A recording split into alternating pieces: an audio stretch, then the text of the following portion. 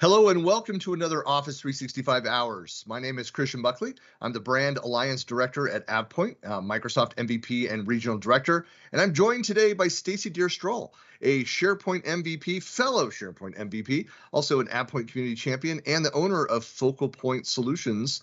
Good morning, Stacy. Good morning, Christian. How are you?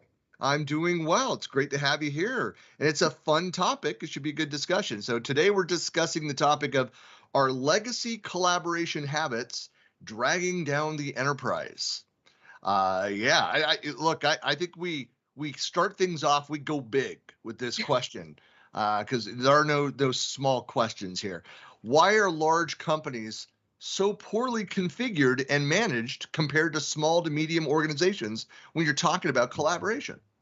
Yeah, so I think it becomes where they came from, right? So a lot of companies prior to migration or, to upgrade their systems are coming from very old systems, right? And so they're trying to integrate all that stuff into the new system to make it work the way it did, right? So that the users aren't impacted and all that kind of stuff. But when that happens, there's a lot of focus on making these old things work in a new system, and the things that they need to be focused on are not as important or structured. And some companies decide not to take that leap in saying, "Hey, let's get rid of the legacy and go to the new." And so they try to merge them. I'm amazed sometimes at the insistence to make it look and feel like the older technology while incorporating some of the new features in. But a lot of it, I know in the migration space, we talk about the lift and shift. Yep. And when you talk about all the content and the architecture, the information architecture, and all of those aspects and the functionality, but a lot of times, organizations that do that lift and shift thinking, and they just try to replicate that old way of looking at things within the new. Yeah. So, I've had a number of requests from people coming from like, either, like SharePoint 2019, 16, whatever. They're like, "Hey, can you just migrate the site as a whole and put it in the new tenant?" I'm like, "Well, I could do that, but you're not taking advantage of all the new features and functionality. Microsoft's not updating those anymore, and you're probably going to have more issues than it's worth. If you're going to spend this much money, why don't we do it right?" Well, So, and the other thing too is, I mean, the constant change, yes. which is something as well. I mean, this is a reality. Having been through back when I was, managing SharePoint environments, and I was in an organization that was constantly reorging, and as part of that reorg, moving data around, and so you have like orphan sites all over the place, lost data, they reload, so they duplicate the data. But Yep. that happens. It's not just reorgs; it's also mergers and acquisitions that can drive a lot of that. Absolutely. So a lot of when you get to mergers and acquisitions, especially if you're coming from when a large enterprise is purchasing much smaller companies, right? Because things I've noticed are they've got their compliance stuff nailed down. They have it implemented because they're at a smaller scale. So it was easy for them to do, right? They have their security button down because you know what? The last thing they want is because they can't afford to have their reputation tarnished. So they want to make sure they're secure, right? So then when bigger enterprises purchase those companies, you would think that it would be an easy transition. Hey, we're taking a small company into a bigger, but it's actually a bigger issue and a more complicated migration because they have it and they don't. The enterprise doesn't have compliance configured. They don't have all the security roles and all that kind of stuff. And these companies do. So I end up having the bigger discussions with them about, are you guys okay with the fact that, hey, they have these DLP rules, they have these confidential, labels and retention labels and all that kind of stuff, but we've got to adhere to your compliance as well, but you have nothing, so I have no baseline, right? So that are my biggest discussions when it comes to mergers and acquisitions. It's like the hardest thing for them to understand that we're literally telling them they're behind the 8 ball and these companies are ahead of them.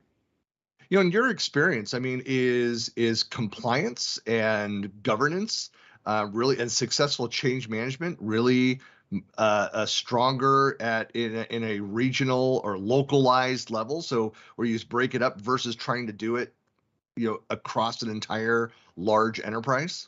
Absolutely.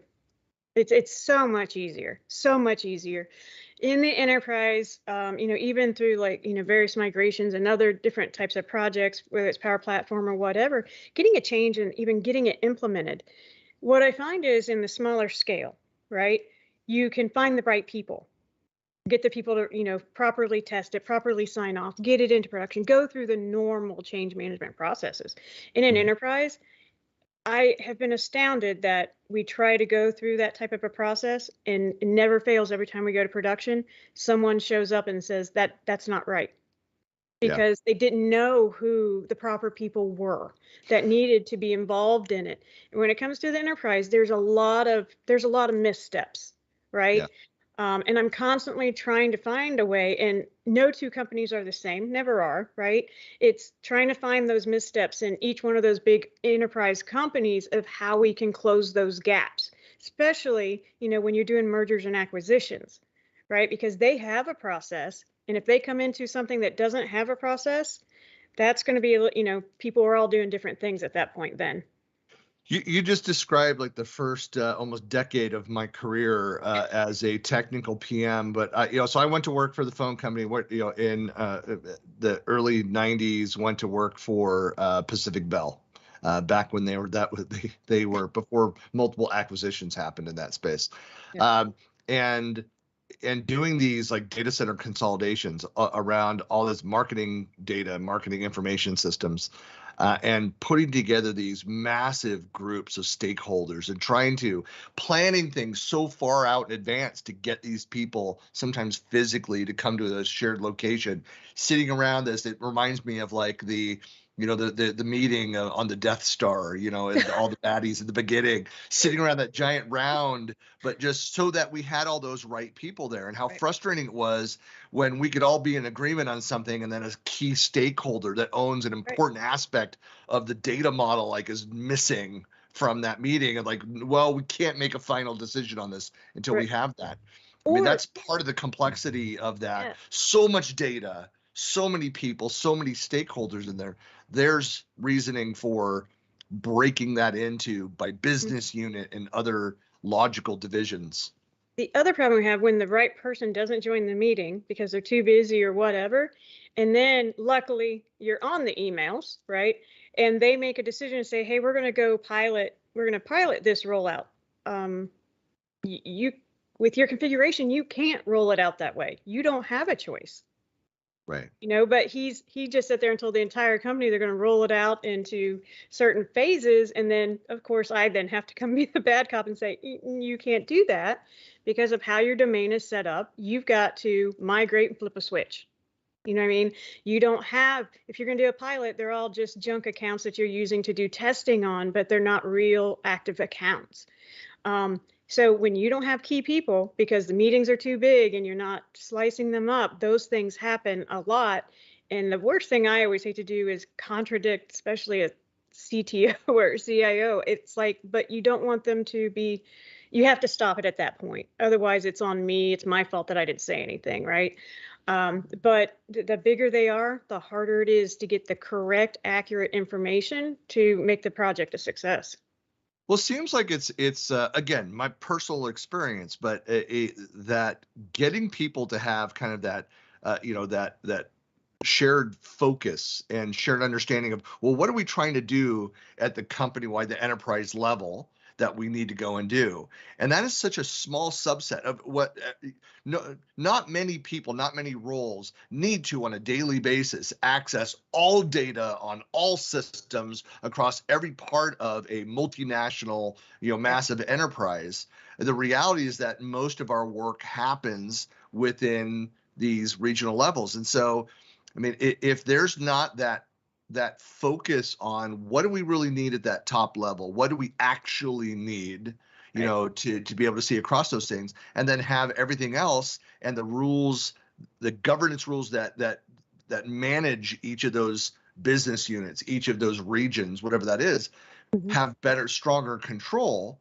I mean, I don't know how often with your customers that you are having that conversation of let's focus of what do we actually need here, and then Right. let the detail happen at the lower level. Absolutely. I have it all the time. And so the funnier thing when you said that, something totally came to mind is geolocation type people, when there's multiple entities in one tenant. right? So, I've got some clients like that. And one of the biggest things when I come in here, I'm like, okay, you've got 4 entities rolled up into one tenant, and there is zero change management process. And, the top level owns the tenant. They make a change because, these other 3 entities weren't configured by us, right? We segregated, we made sure these work, but we didn't do those.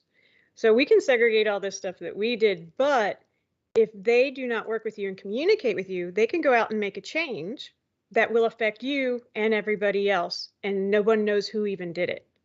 Right. And, so, once we cleaned up, I was in the middle of a migration, and literally someone put in a policy at that top level for retention. So everything we had migrated automatically archived. So we literally had to start the project over. So what I had been telling them, hey, we've got to get this in place, happened right in the middle of the project. So then it was like that, I hear you now. I hear you. We need to do something. I hate the fact that sometimes it takes a tragedy like that for them to wake up, but unfortunately it does. It takes something like that. In that instance, to identify change management, it takes ransomware or malware attacks for people to realize they need to focus on security. Well, it doesn't even have to go that extreme too. You think, and I often say that it doesn't take a large organization to have complexity within their collaboration environment. You can have small organizations, 25 people in your company, and still have very complex collaboration needs depending on your customer management, your project, and kind of everything else that you're working on. Mm-hmm. But if the IT organization is not responsive, then you can have individuals in small or large that will then go around that process as you've outlined it. If you're too locked down so that they're not able to get done the things that they need to do, it's not like work just stops. People are like water running down a hill. Place a rock in front of it, they will roll around the rock. They will go find a way. Life finds a way. Yes. And so that's why you have so much of the shadow IT efforts where third-party, cloud services that are not officially sanctioned and could be, spreading your intellectual property across multiple systems. So much of that happens because we've centralized everything. We make it too messy that it's not a clear change management process, or it's a slow and burdensome process for employees. They'll go around it. Yeah, just like depending on the focus of the client, right? So like I have a client that's not very big, but their Power Platform is huge, right?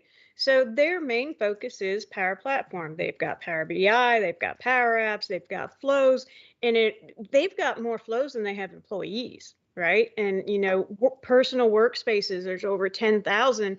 That's not an enterprise level company. This is what I would consider a medium-sized company that has all this. Their focus is automation. Their focus is nothing else. And you can clearly see it in the environment, what their focus is, right? And I want to get into citizen development and the move towards that. And I know it's obviously the Power Platform community is growing. I don't know actual numbers from Microsoft, for example, of like whether it's growing faster than we saw with the SharePoint and the Teams communities, but it's like wildfire. It's spreading around there. Yeah. I want to ask you though, so second big question here.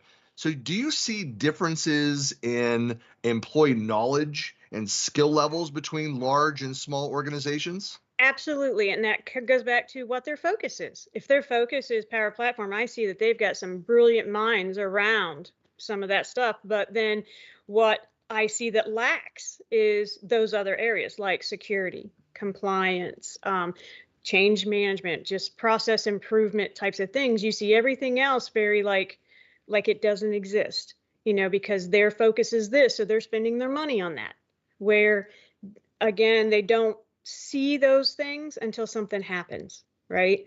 And I want companies to be able to learn, and that's my biggest thing when I see and run into companies like that is like, how can I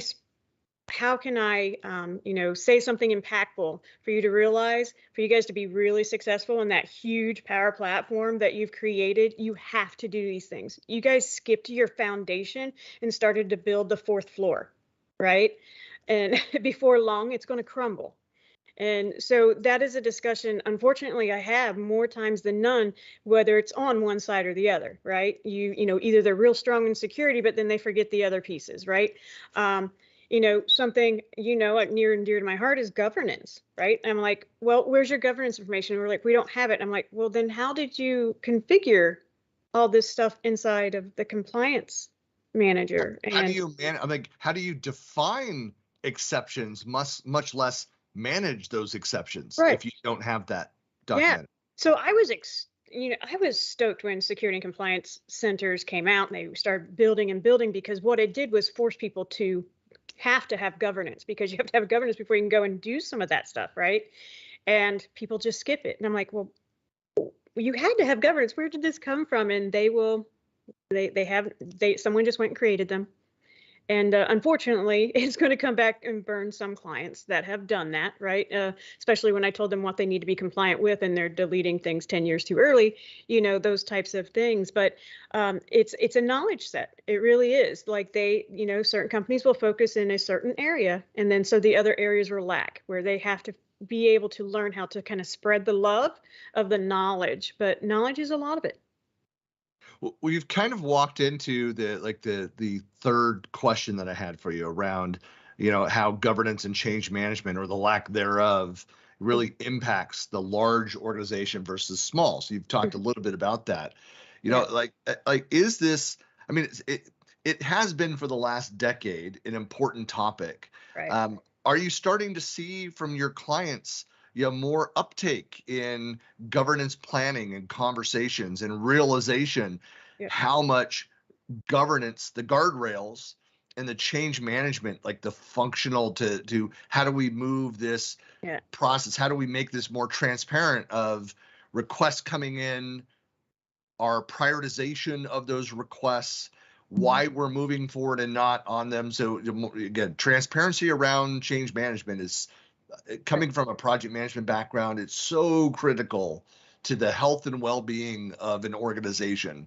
Right. Yeah. People are fine with getting what's the status of this request? And if you get back quickly and say, we still don't know, this is what we're working on, this is why it's delayed, versus not, I don't have an answer for them, so therefore I will not respond. Mm-hmm. Bad policy. Right. Oh yeah. I have But had is it clients. becoming a more common, discussion? It is. So I've had many clients tell me that I come to the table with the scare tactics. And I'm like, I'm not trying to scare you. I'm just being honest. I'm using real life, use cases just with, companies I've had worked in. And I tell everybody the stories. I'm like, hey, go use my stories. If it's going to help you make sure this stuff gets done, go tell them, it is much easier for smaller companies. I have a really small company not long ago when they were on-prem. They had a ransomware attack, and they said, hey, you give us the money, we'll give it to you back. Guess what? They said, I'm not paying you, and they started over. They went to M365, they started over, they got That's a this nice way security. just to clean house. Just wait for Right? that to happen. Exactly. But they're a small enough company they could do that, right? So bigger companies do not have that ability. Yeah. But so it is easier for the smaller companies to get up to speed and, be secure, because it doesn't take them as much that it does an enterprise. So you see them being more secure, and they actually listen because, well, one, the one company I just talked about, now they're like, what licensing do we need? What would you do? Can you do reports? And they're like on it now, right? Yeah. Well, I use those stories with others because I'm like, let's prevent this from happening to you. Right. And, when you work with the enterprises, one of a couple of clients I'm working with right now, I'm like, your reputation is at stake. And right now, you have a lot of open holes. And if you were to be breached, that is a reputation hit for you guys. Yeah. Which means money. Right. Right. We've seen it in the news before with large companies getting hit. It's a reputation hit. Then they have to go out and spend a lot more money, not only to fix the problem, but also fix their reputation. Right. So a year and a half ago, so just before I joined, AvePoint, so two of my clients had ransomware, and it's interesting talking with both of them and what happened. One of them was, both of them had multiple environments out there, and both of them were hacked on production primary systems. One of them had no other choice. They paid the ransom. They got things back. They went in and made changes around that.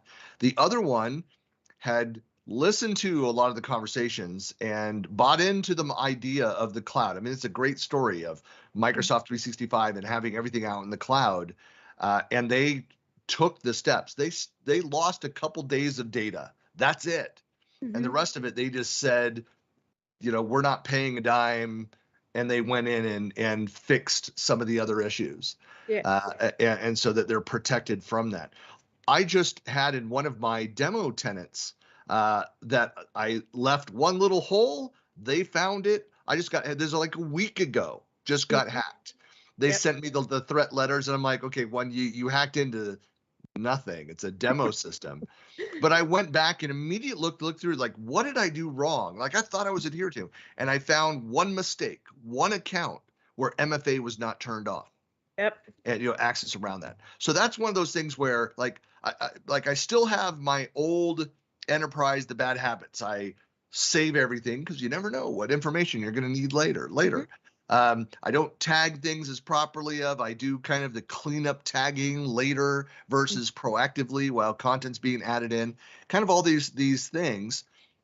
But I'm doing them within the guardrails of these security measures. Right. All of my systems, multi-factor authentication. I am tagging more. It's a learning process for that. And I'm also aware of when we reorg teams and projects of not just leaving abandoned sites in content as we move things around and going and moving them, archive or delete, remove. I'm cleaning up that effort. So being proactive is something that I'm much better at now. Yeah. So it was funny that you mentioned that one company. So it's very similar. The company, got a ransomware, and what they decided just was to spin up new VMs and restore from their backup. Of course, they found out their backups weren't 100%, but they went with what they had. Once they were up, immediately M365, set the security and move the stuff over, right? It depends on the company, but, ultimately you got to just figure out how important your data is, what kind of data you have out there, how important is it? But, all those stories are helping people. I use them, and they're not scare tactics. I'm just telling the truth, right? We want you to be successful. And I try to tell everybody in the M365 environment, there's just not one security area. Security within M365 is like an onion, right? You've got security in Azure, you got your network above and beyond that, all this kind of stuff. And it kind of trickles down all the way down to your sites and your content and all that stuff. So it's like an onion, different layers, right? And it's great that you protect your sites, but unless you protect above your sites and your sites, so I kind of use that analogy with them and show, I'm like, okay, here, your sites, man, they look great. Your security, I said, but right here, if you don't even configure this stuff, that security is nothing, right? So like I said, I really try to force it more than I used to, especially with governance, because they need to do these things, and I can, they see it on the news all the time now, right? So it's not like it makes the big news because it's very entertaining to look at the pain of others, but it's not fun when you're in it. Right. I was just thinking that, Stacy, if only there were a company that had solutions that helped make your collaboration more secure, that would be, a company people should go look into. Yeah. I wonder, do we know anybody? So that's if those that don't know, that's like the tagline for AvePoint is, making collaboration secure. But anyway, little details, little things. Minor. Well, Stacy, I know that there's a lot more that around this we could go in depth and talk about specific customers and examples, but really appreciate your time to provide us this kind of overview of some of those legacy collaboration bad habits and things to think about, areas to consider as whether you're large or small, to make sure that you're not making these mistakes around your collaboration environments. So, Stacy, thanks for joining me this morning. Anytime. I love having conversations with you. We could talk for days. Of course. So if you've not already done so, those that are watching, please subscribe to Office Hours. You'll get just the notifications, the shows that we broadcast on the first and third Wednesday of every month, always at 11 a.m. Eastern. So thank you for watching, and thanks again, Stacy. Thank you, Christian. I appreciate it.